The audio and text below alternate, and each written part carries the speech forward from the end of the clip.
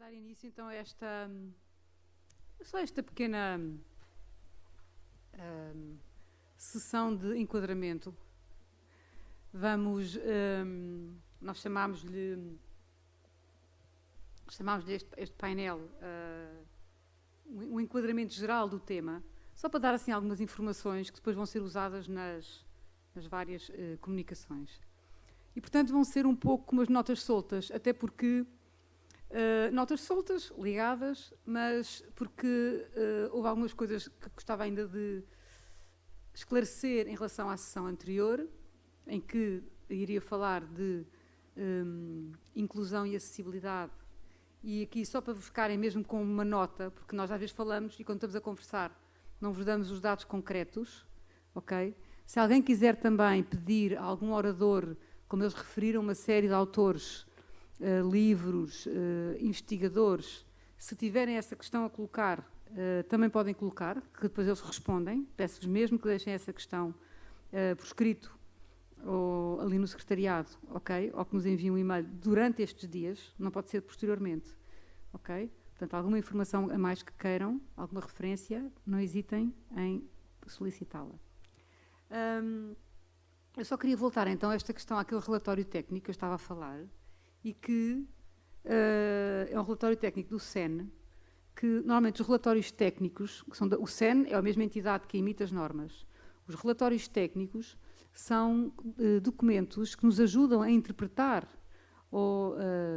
alguns aspectos da norma ou a dar orientações para, enfim, boas práticas ou esclarecem. Os relatórios técnicos são para esclarecer, não têm a força de lei. No entanto, têm orientações e critérios que nos ajudam nas nossas avaliação de risco.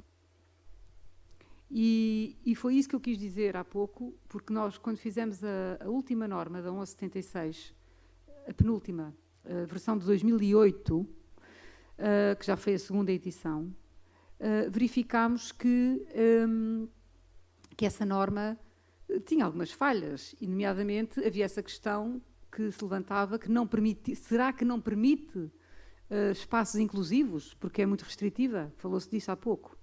E então, depois de ser publicada a norma em 2008, criámos vários grupos de trabalho e um deles foi este grupo do Play for All. E tínhamos excelentes experts nesse grupo. Da Suécia, estava o meu amigo Harry Harbottle da Escócia, e estavam várias pessoas com muita experiência e com uma visão realmente sobre o desenvolvimento da criança. E nós analisámos a norma a ver se realmente havia aspectos impeditivos de criar situações mais inclusivas. A própria norma 1176, em 2008, já aboliu a tal de separação por idades, portanto, não se define crianças por idades. E que nós vimos isto aqui também muito bem. Elas têm as suas competências e, conforme o ambiente que as estimula, elas vão sendo capazes de avançar mais ou menos. Portanto, a falta de experiência, a falta de oportunidade de experiência é que as vai limitar. Não é o facto de terem 5 anos ou 10 anos. E a norma já prevê tudo isso. E a norma, também esta norma, justamente dá algumas orientações, mas tentamos retirar tudo o que fosse impeditivo de inclusão. E volto a repetir que inclusão é brincar juntos. E, portanto, este relatório, que foi publicado em 2013, só agora nesta norma, que foi publicada em 2017, é que tem um estatuto, digamos, mais oficial associado à norma, porque está mesmo referenciado de que esta norma deve ser lida em conjunto com este relatório técnico. Ok? Portanto, quem tiver interesse também pode adquiri-lo, porque vos ajuda a fundamentar opções de projeto. Nomeadamente, fala dessa questão de que inclusão é todos juntos, não é um equipamento específico para os meninos diferentes, isso não existe. Tem que mesmo brincar juntos. Fala sobre números também e qual é a prevalência realmente das cadeiras de rodas. E quando eu falo aqui das cadeiras de rodas, é apenas porque, quando se pensa em acesso, pensa-se só em rodas, e ser acessível não tem a ver com passar uma cadeira de rodas, mas isso tem muito a ver com os regulamentos que temos e que muitas vezes o próprio sinal, a própria sinalética tem uma cadeira de rodas, portanto é acessível, mas há muitas outras formas de tornar um espaço acessível e há muitas pessoas que não se deslocam em cadeira de rodas e que precisam de outras ajudas para ser mais acessível. Outra coisa muito importante aqui também, que nos dá esta ideia, este relatório, é que, e eu defendo muito, muito, muito esta ideia, é que não existem pessoas com deficiência. Não existe esse conceito. Porque cada pessoa tem a sua própria dignidade, é um todo, e tem as competências que tem. Mas o que existe realmente são ambientes deficientes. E os ambientes deficientes são aqueles que não dão resposta às competências das pessoas de uma forma mais abrangente. Portanto, se nós mudarmos também esta forma de olhar para o mundo, ainda nos aumenta mais ainda a responsabilidade de fazermos, criarmos, projetarmos ambientes eficientes, ou eu gosto da palavra em inglês do enabling, ou seja, que de facto criam a tal affordance, o tal convite para que todos tenham oportunidades de sentir que se vão superar. Ok? E acho que isto é importante nós pensarmos isto, porque qualquer pessoa, e todos nós aqui, temos necessidades especiais e diferentes. Ok? Portanto, isto é um conceito mesmo importante para olharmos de outra forma, para temos que fazer qualquer coisa para os deficientes, para dizer que somos politicamente corretos e que pensamos nele. Isso não existe. Aliás, isso é que é uma forma de pensamento quase deficiente, porque é não entender o que é o ser humano, na sua diversidade. Ok? Este relatório fala um pouco essas questões, o que é muito interessante. Depois tem este capítulo, que eu gosto muito, porque se calhar também tive uma grande participação nele, que é o Challenge and Risk, que é desafio e risco. A diferença entre desafio e risco. E vimos também nas coisas da Rita, nas apresentações, o desafio de ir mais alto e de correr o risco de saltar. É uma decisão. Nós temos que dar oportunidade às crianças de correr riscos. E essas crianças que têm ainda mais dificuldades, ou pouco estimuladas, aliás, a Rita falou-nos aqui de uma criança, para mim, isso seria quase uma necessidade especial, que aos 11 anos está a aprender a usar uma faca. Isto também não é natural num ser humano. Portanto, é isso que nós temos que criar situações que permitam que todas as crianças, e com 4, 5 anos, se nos estão a ajudar na cozinha, tenham uma faca verdadeira. Não podemos ter medo. Eles aprendem. Não é preciso que seja afiadíssima, mas estamos a dizer para ela nos ajudar a cortar cenouras, a faca tem que cortar cenouras. Podemos ensinar como é que isso se faz. Okay? Portanto, correr riscos é importante para todo o tipo de crianças, e as crianças gostam de sair do seu habitat natural para ir conhecer novas situações. Este relatório, mais uma vez, dá-nos... Vocês podem quase copiar copy-paste frases aqui para justificar opções de projetos. E, portanto, a lei manda-nos cumprir as normas e as normas dão-nos estas orientações de interpretação da norma. Portanto, mais uma vez, é a forma de não ser restritivo. Escolhas de materiais, etc. E o que eu não queria chegar aqui, para ligarmos às nossas superfícies de impacto, é que, de facto, neste relatório também, quando se fala na área de projeto, fala-se muito das superfícies de amortecimento de impacto como superfícies versáteis. Nunca são só uma superfície de amortecimento de impacto. Raramente são. Porque por mais que se diga, e vamos ver isso agora já aqui mais à frente, que uma superfície de impacto, para cumprir a sua função, tem que estar livre de obstáculos, e uma própria crianças, ou cadeiras de rodas, ou muletas, em cima de um pavimento, debaixo de numa altura de queda, cria-se um obstáculo. Portanto, nós, se temos um espaço, os miúdos vão brincar também para aquelas áreas que, tecnicamente, que são chamadas áreas de impacto e superfícies de amortecimento de impacto. Então, nós temos que ter esta visão de como é que as coisas são utilizadas. E não é dizer, mas a norma diz que, mas vamos pôr uma regra que os meninos que não estão a usar o equipamento não podem ir para a superfície de impacto. Não queremos viver nesse mundo, pois não. E, portanto, aqui eu deixei, quando o Jorge me deixou a história da burocracia, nós agora estamos a entrar para o mundo da burocracia. E que ele falava isto muito interessante, que é a cracia, que é poder, não é? Poder de secretária. Nós não podemos olhar para as normas como mais uma burocracia para fazermos, é o papel que está na secretária, temos que ir para o terreno, e muitas vezes vemos que essa burocracia não funciona no terreno. Ok?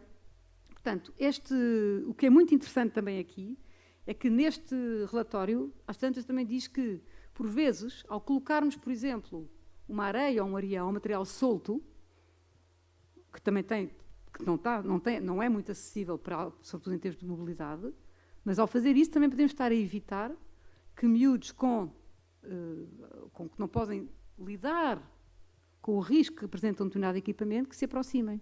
Ou manter afastados, isso eu gosto muito, quando a areia funciona como repelente de pais. Porque os pais também não gostam de pôr areia nos sapatos. E então, com areia, mantêm-se fora das áreas. Okay? Mas depois também há equipamentos que pedem mais materiais soltos e outros que pedem mais materiais sintéticos, quando há zonas de desgaste e tudo isso.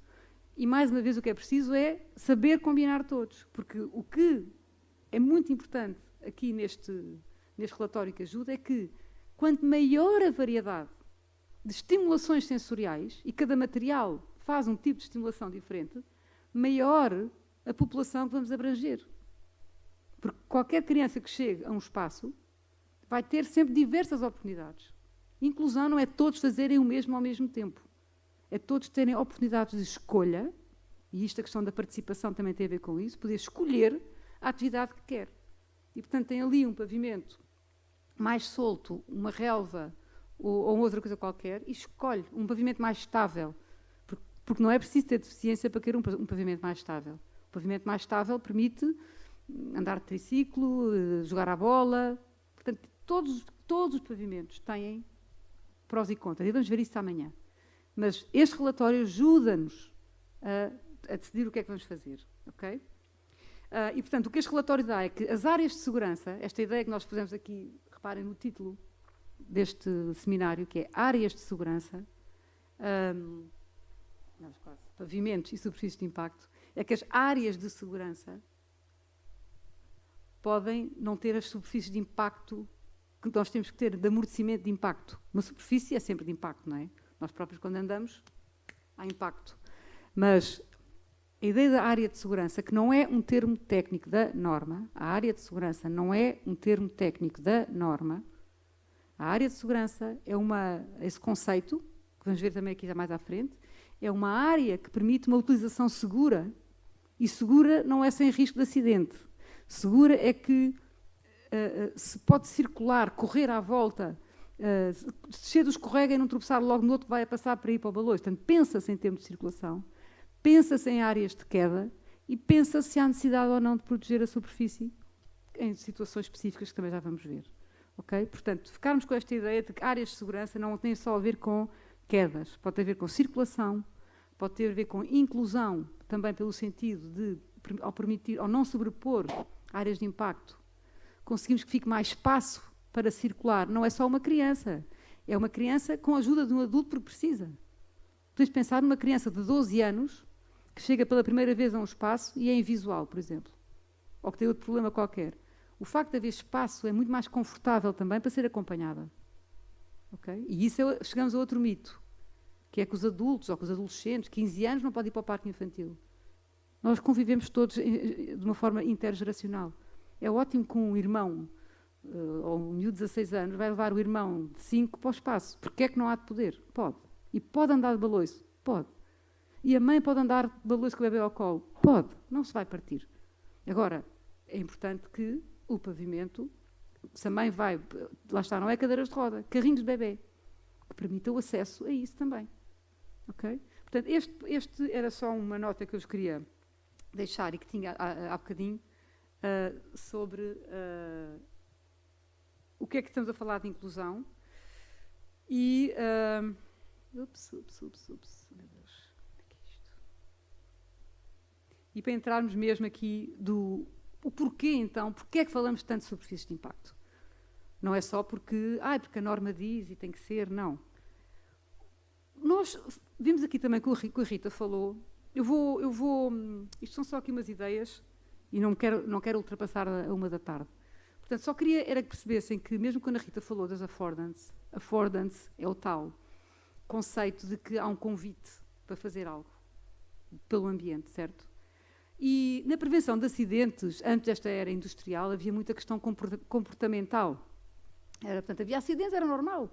Estava-se a trabalhar, tinha-se um acidente, é normal. Não se pensava nunca que o ambiente pudesse ter algo a ver com isso. E quem começou a trabalhar e a investigar mais nessas áreas foi este Hugh de Haven, que durante a Primeira Guerra Mundial teve um acidente de avião, portanto o avião caiu num telhado de um celeiro e ele acabou por cair num monte enorme de feno. E ficou absolutamente incólume, não lhe aconteceu nada. E isso fez-lo pensar e começar a estudar na área da fisiologia e começou a publicar nos anos 40 algo sobre a questão do ambiente e o que é que realmente causa a lesão, qual é que é o problema, como é que sobrevive uma queda de um avião. Certo? E, portanto, começaram a haver cada vez mais estudos, mesmo na área da psicologia, o próprio Gibson era psicólogo, sobre essa interação animal-ambiente, que tem a ver com a questão da percepção do risco. Como é que nós, aqueles miúdos que subiam ao espaldar, como é que decide se salta lá para baixo ou não? Aquele que subia mais alto saltava tranquilamente. A outra via-se que estava a ser mais apoiada pelos investigadores, com menos confiança em si. Okay? Portanto, a forma que... E isso é que é o affordance. É se o ambiente me convida a saltar ou não. As crianças não se atiram, sem mais nem menos. Crianças e jovens. A não ser que sejam muito pequenas. Nós vimos aquilo daquelas experiências do precipício. Mas elas olham para o ambiente e veem o que é que aquilo lhes sugere. E elas têm mais confiança em si. E quando têm mais confiança, normalmente também têm mais experiência de exploração. Não é? E hoje em dia, o que acontece é que muitas crianças nem sequer sabem cair. E caem quase de frente, ou não põem as mãos, não sabem enrolar quando caem. E isto são coisas que se aprendem. Uma coisa que o professor Carlos Neto dizia muito é que há miúdos hoje que não sabem fazer uma cambalhota. Okay? E a cambalhota ajuda a aprender também a enrolar o corpo numa queda. E isto é muito útil para o resto da vida. Saber cair. Okay? E com os seus estudos, o de Haven, o que ele começou a falar sobre a parte das lesões, porque nós aqui estamos a falar do medo, que falamos dos medos, há muito medo dos acidentes. Mas não é o acidente em si que nos preocupa, é a lesão. Certo? E, portanto, ao começarmos a olhar para esta questão dos acidentes como o que provoca a lesão não é propriamente a força em si, não é só todo o ambiente estrutural que está à volta e que vai controlar a desaceleração dessa força e a distribuição pelo corpo. A distribuição pelo corpo é fundamental. É completamente diferente cairmos sobre um espeto ou sobre uma superfície plana. E, no entanto, caímos com a mesma velocidade. Agora, se cairmos sobre uma superfície plana, a coisa mais importante para uma superfície de impacto, e não estou a falar só em espaço de jogo e recreio, nós em casa, se cairmos, ou aqui, se cairmos ao comprido neste chão, ou se ao cairmos batermos com a cabeça no canto aqui do palco, caímos à mesma velocidade, mas as consequências são diferentes, porque é o que é que vai embater em nós e de que forma? E qual o comportamento desses materiais quando nós caímos? Ok? Quando estamos a brincar, e a brincadeira, o brincar é, além de ser um direito da Convenção dos Direitos da Criança, o artigo 31, não é só ser um direito para sermos ser bonzinhos para elas, não. Sem brincar não se aprende. Nós próprios adultos, muitas vezes, para sair de situações delicadas, brincamos. Penso que concordam, não é? Brincar é uma forma muito airosa, é uma forma muito que nos tranquiliza, de saber, da confiança até com o outro, de podermos brincar para sair de uma situação. Portanto, é a brincar que a criança vai aprender, de facto, que quando cai magoa, que o que é mais agradável cair, em que tipo de pavimento, e perguntem-lhes.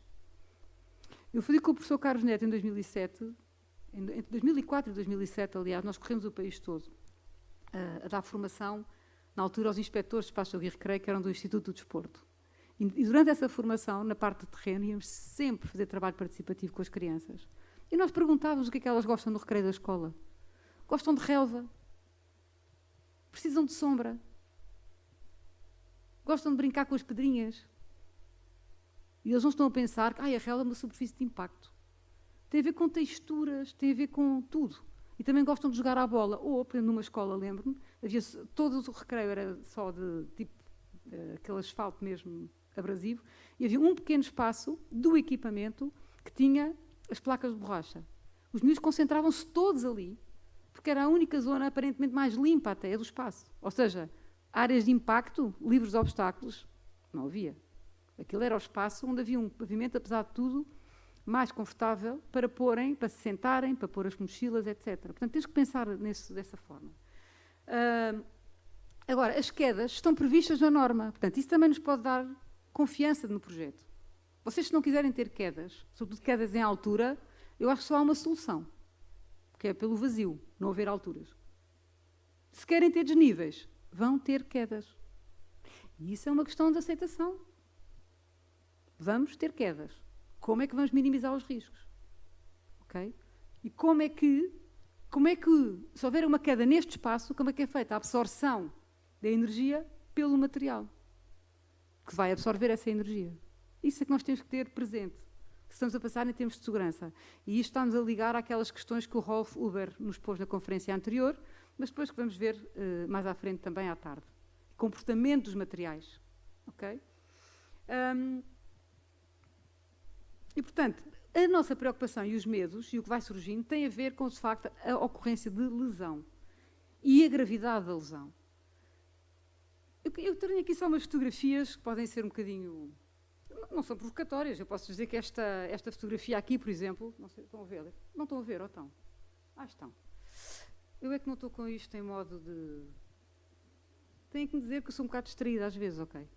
Tenho que me dizer que isto não estava em full screen. Podem dizer à vontade. Esta fotografia, que tem, talvez...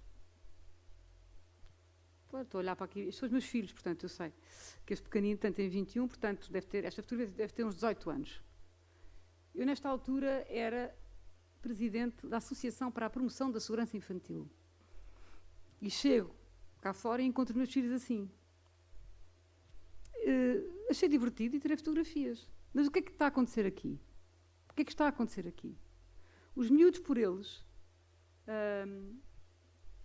arranjaram uma mangueira que estava no jardim, ou por ali, uma mangueira, escolheram um pinhal, e se vocês repararem bem, isto aqui tem o rato, se repararem bem, o chão está cheio de caruma. Portanto, havia também a ideia deles, eu acredito que se fossem pedras e pedregulhos ali por baixo, que eles não fizessem isto. Mas a sensação que tinham era de um piso mais ou menos fofo. E, portanto, puseram-se a brincar, a fazer experiências, tranquilo. E aqui, como o espaço não é um espaço público, o risco é aceitável. Se eles caíssem e se magoassem e partissem a cabeça, tal, de cabeça para baixo, ou partissem alguma coisa, quem é que o podia responsabilizar? Será que eu seria a pior mãe do mundo, como aquela que a Rita falou? Isto, para mim, é uma situação normalíssima de brincar. Por outro lado, nós vemos situações, também, isto aqui é só uma questão de questionar um bocadinho, em que reparem aqui, as miúdas nestas duas fotografias estão exatamente a fazer a mesma coisa. E podemos pensar, nós enquanto pais, como é que reagiríamos a estas duas situações? Se uma das crianças caísse. Com a nossa cultura portuguesa, até se ela caísse nas escadas, ainda lhe diziam: quem é que te mandou ir para aí? Quem é que te mandou ficar aí pendurado? Isso é, nós somos muito o responsabilizar o outro, muitas vezes. Mas se caísse naquele que é parque infantil e que tem uma entidade responsável, e apesar de ser areia, ou areião, ou o que for, já iriam a correr responsabilizar alguém. No fundo, o nível de risco é muito mais seguro o que se passa na fotografia da direita do que da esquerda. Mas na esquerda era mais difícil responsabilizar uma entidade responsável. A quem é que eu vou apontar o dedo? E nós temos que pensar nisto quando falamos de risco.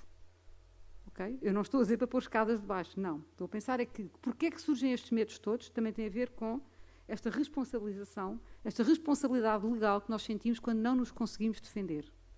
Okay? E as normas foram surgindo por causa também da industrialização. As normas surgiram, aliás, em inglês muitas vezes até chamam a isto normas de indústria, que são normas que surgiram para regular mercados e para ajudar a uma livre circulação de bens e para ter alguma garantia quando se compra e vende produtos. Okay? E isso foi surgindo foram surgindo depois, primeiro foi para o comércio, claramente, por isso é que as normas são pagas. Quando às vezes perguntam, mas porquê é que as normas são pagas? Porque no início não havia consumidores a fazer normas, havia a indústria a fazer normas para que houvesse algum equilíbrio dentro de cada país. Naqueles mais avançados que já tinham normas, e depois é que se foram espalhando para a Europa quando os vários países quiseram aderir à comunidade europeia. E é importante perceber isto. As normas vêm da indústria, eram para a indústria, e, portanto, era um documento técnico que eles tinham que comprar se queriam produzir bem. Okay? Agora, nós, como estava a falar há bocadinho também do de Haven e do Gibson e também o Haddon, que era outro que eu gosto muito, que percebemos que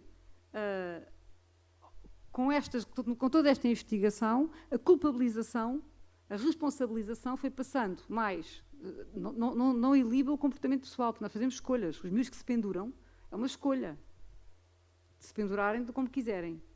Mas eles estão a perceber o que é que... Eles têm competência para lá ficar, ou não. É o que vai acontecer. Mas o que fomos é evoluindo para, se vamos oferecer um serviço, o que é diferente de irem brincar para a floresta, todos nós aceitamos melhor que eles caiam numa árvore no meio do mato do que se for na escola. Certo? Tens é que pensar bem nisto tudo, porque é só para mostrar que o risco é sempre relativo. É sempre relativo a valores culturais, a valores, a critérios, a legislação, todo esse aspecto. Quando nós pensamos em risco, o risco só faz sentido quando está relacionado com alguns fatores. E quais são aqueles que nós valorizamos mais? Nós, individualmente, nós, enquanto sociedade, nós, em relação aos que nos são critérios que nos são impostos, por exemplo, por lei. As normas não impõem critérios. As normas são documentos de referência voluntária, documentos técnicos de referência voluntária. E que, por causa da Diretiva da Segurança Geral de Produtos, que é uma diretiva europeia, e que foi transposta para a nossa lei portuguesa do espaço de jogo e recreio, quem coloca produtos no mercado tem que garantir que ele é seguro. E para provar que ele é seguro, uma das formas de o fazer é dizer que cumpre esta e aquela norma. E as normas dão-nos alguns critérios. Okay? Mas é preciso perceber o que é toda esta questão. As normas não nos dizem que tem que ser assim. Mas se não for assim, nós temos de explicar porque é que não fazemos assim. Até podemos ir seguir uma norma americana ou canadiana. Muitas vezes até por mais, dizer, este material, por exemplo, falamos de uma superfície de impacto, amortece casos até 4 metros. E os portugueses vão dizer, 4 metros, mas isso é proibido. Não, não é.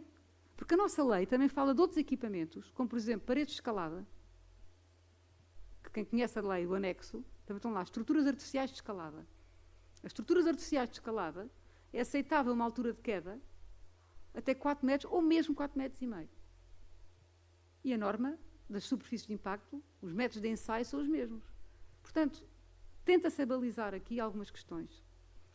O que eu quero dizer aqui é que nós temos que pensar que quando oferecemos um serviço, a nossa perspectiva muda completamente. Ok? Portanto, nós temos a situação do espaço natural, temos o espaço urbano onde os miúdos brincam, e hoje em dia, com os parques fechados por causa do Covid, vão brincar para o espaço urbano, porque as crianças precisam de se mexer e de brincar. Portanto, se não têm sítios adequados para brincar, elas vão procurar outros. E vão mesmo. Se tiverem um bocadinho de liberdade, vão procurar outros locais. Vão para os andaimes das obras, já tivemos alguns acidentes às vezes, não é? Vão trepar para os andaimes, tudo o que encontrarem para fazer, as crianças precisam, é uma coisa exploratória. Portanto, repensar esta política dos parques fechados e fazer a tal avaliação risco-benefício. O que é mais arriscado? É o risco de apanhar um vírus nesse parque, e que vírus, porque há muitos outros, vamos falar amanhã muito sobre isso.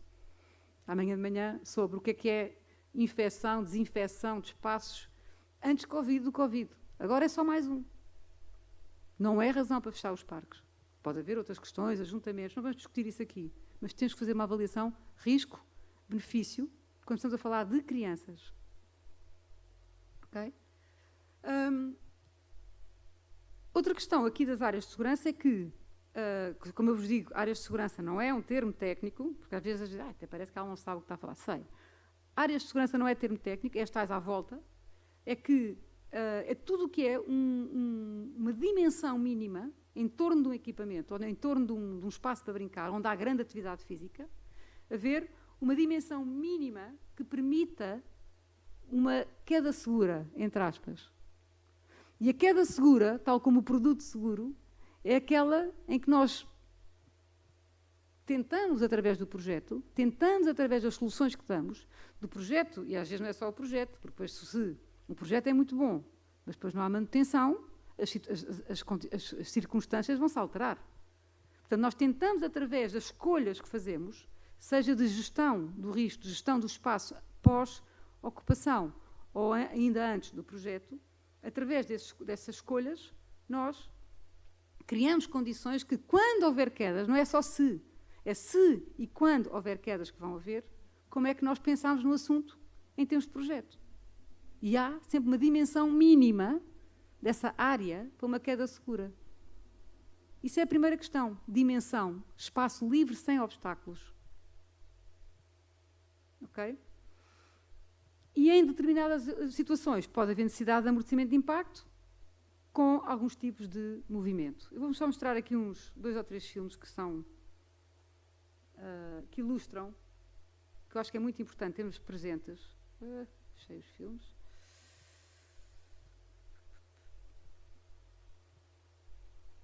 Este, só para vermos um bocadinho o que é que temos aqui.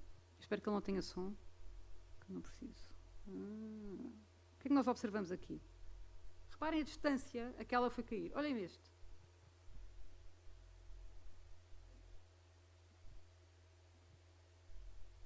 Isto são os efeitos colaterais. Okay? Isto aqui já não é para ser. Ainda escorrega assim. O mais importante que eu quero mostrar aqui é a noção de espaço necessário. Okay? Espaço necessário para uma queda segura. Reparem bem, nestas quedas que nós vimos, vou só parar isto, se nós cumpríssemos apenas a norma, e vocês sabem que a saída do escorrega tem que estar 2 metros, vá lá no máximo, depende do tipo de escorrega, em alguns casos só um, como estes com zona de desaceleração, mas se nós cumpríssemos apenas o que nos diz a norma, aquele pai com a criança, portanto, tivesse logo um lancilo, 2 metros, um lancilo, ou um muro, aquelas pessoas iam ter dificuldade em sair dali, em sair ilesas destas situações, certo? O pai teve tempo para correr, amortecer, parar a queda, ele cobriu a criança, porque não tinha obstáculos. Mas se cumprissem o que diz a norma, ou seja, se cumprissem, a norma não diz que são 2 metros, a norma dá-vos mínimos, no mínimo. Se cumpríssemos só o mínimo e imediatamente puséssemos um obstáculo nestas situações, depois ia haver problemas. Portanto, isto só para mostrar como as normas vos dão mínimos e que foi preciso criar esses mínimos. Mas são mesmo mínimos, são consensuais. Ok? E quero só aqui mostrar mais um. Muitos que me conhecem já o viram, mas que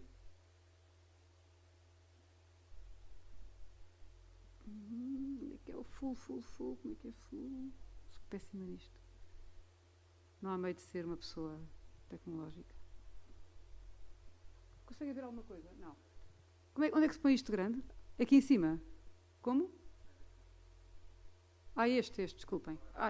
Desculpem. Estou meio distraída. Então vou tornar a pôr isto aqui outra vez.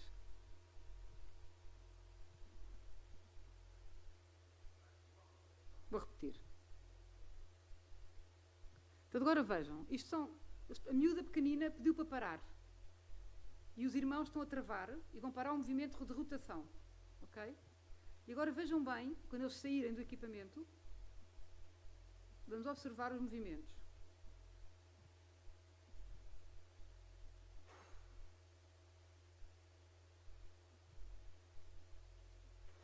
Conseguem ver? Ups. Ou seja, quanto espaço é que é preciso para uma imobilização segura ao sair meio tonto do equipamento? Reparem que esta tontura, quando se sai do equipamento, isto é que é a parte divertida. Fiquei tonto, a vertigem, lidar com isto. Agora, se tivéssemos só ali as medidas mínimas, com um lancilo, e eles começavam a andar para trás e tropeçavam no lancilo, isso dava uma queda.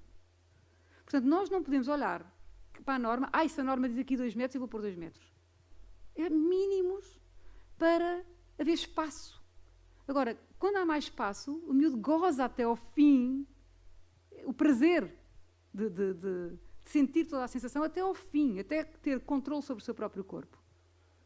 E as probabilidades de cair são menores, porque há espaço. Okay? Portanto, este conceito é muito importante de quando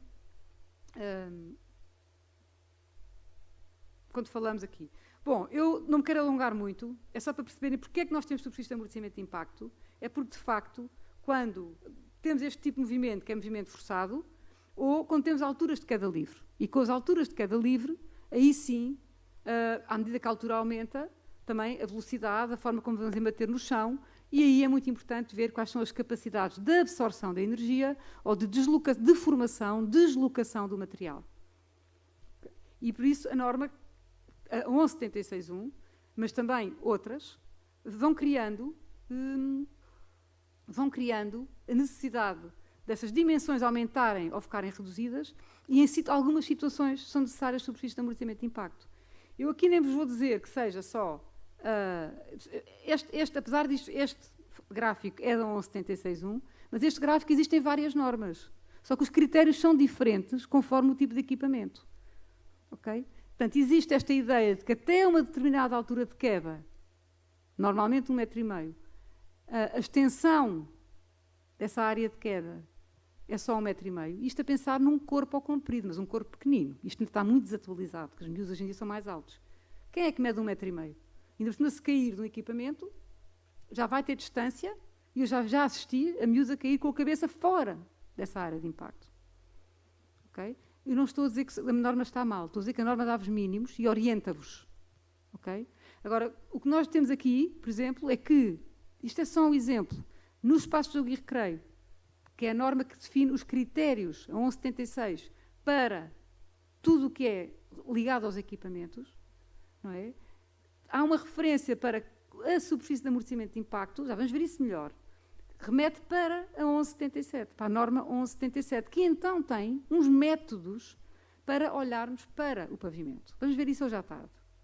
Mas esse mesmo método, o método é sempre igual. Agora, os critérios a que tem que obedecer a superfície de impacto muda, a área de impacto e a superfície de impacto muda consoante sejam paredes de escalada, equipamentos de fitness, os insufláveis, em muitos casos pode ser reduzido ou aumentado, e o parkour também, que é outro, em que aí já são aceitáveis, sem necessidade de amortecimento, por exemplo, uma altura de queda até 1 metro, sem necessidade de colocar superfície de amortecimento de impacto. Enquanto que no espaço de jogo e recreio, por exemplo, aos 60 centímetros, já temos que colocar superfície de amortecimento de impacto. Mas se for um equipamento de fitness, que também é para crianças, porque aquilo está lá é a partir de 1,40 m, e 1,40 m é, miúdos de 8 anos já podem ter 1,40 m, no entanto, já mudam os critérios. Isto para vos dizer mais uma vez, o risco é sempre relativo.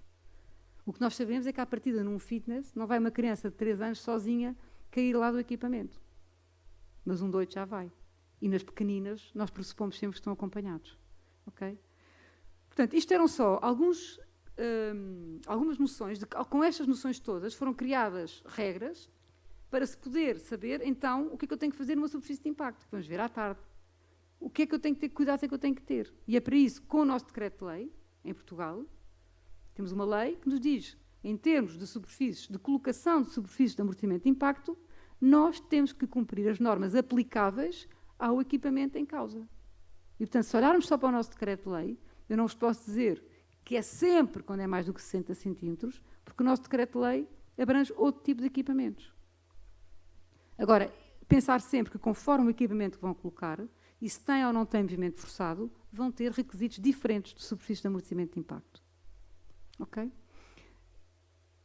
Eu penso que, assim como conceito geral e de enquadramento legal, portanto, que isto vem da Diretiva da Segurança Geral de Produtos, que pede referências técnicas para quem coloca um produto no mercado dizer que ele é seguro, é daqui que isto vem. Nós temos um leque, digamos assim, algum leque de manobra. Quando temos produtos muito específicos, temos mesmo que ter a certeza que ele se vai comportar de forma a nós podermos, quer dizer, quem vende, dizer que este produto, eu tenho segurança no meu produto, porque cumprir determinados critérios, que eu acho válidos, porque estas normas também são feitas, normas europeias, também vos dão responsabilidade legal, vos protegem em termos de responsabilidade legal, e sabem que podem agir com alguma confiança e segurança. Portanto, é muito importante. Estavam a dizer hoje, acabar com as normas, não sei se é muito boa ideia. As normas também nos dão confiança para fazer melhor. Têm que ser usadas de uma forma positiva e não com base no medo e restritiva. Ok? Depois à tarde vamos ver, no início de cada painel eu vou pôr mais um pouquinho de cada tema, que é para não estarmos agora aqui a entrar em termos muito técnicos, que é mais importante ter noção destes conceitos gerais. Okay? Movimento forçado, movimento das crianças, movimentos centrífugos, altura de cada livro, portanto, se cai na vertical ou se cai a rebolar, muitas vezes perguntam, então e se for um escorrega em talude? Escorrega em talude, à partida, não cai, não há altura de cada livro. Mas há um movimento forçado ao escorregar. Portanto, tudo isso tem que ser pensado, o que é que nós vamos tomar de decisões. Certo? Neste momento, não vamos fazer debate, mas desta sessão, à tarde, se surgirem mais algumas questões, isto também foi só uma panorâmica, depois podem incluir, não se esqueçam, se tiverem alguma questão a colocar, colocamos depois amanhã, ou os 2 painéis que temos à tarde, ainda hoje, mas fiquem com esta... O que eu estou a tentar fazer aqui é relativizar a questão das normas. Para não termos sempre esta atitude, vamos acabar com elas. Vamos usá-las a nosso favor. A nosso favor para defender os interesses das crianças. Certo? Então, agora queria, à tarde, recomeçar com o horário certo, às 2 horas. Espero que já não haja mais atrasos. E vamos então aqui almoçar e a audiência online voltamos daqui a 1 hora. Tá bom? Muito obrigada, então, e até já.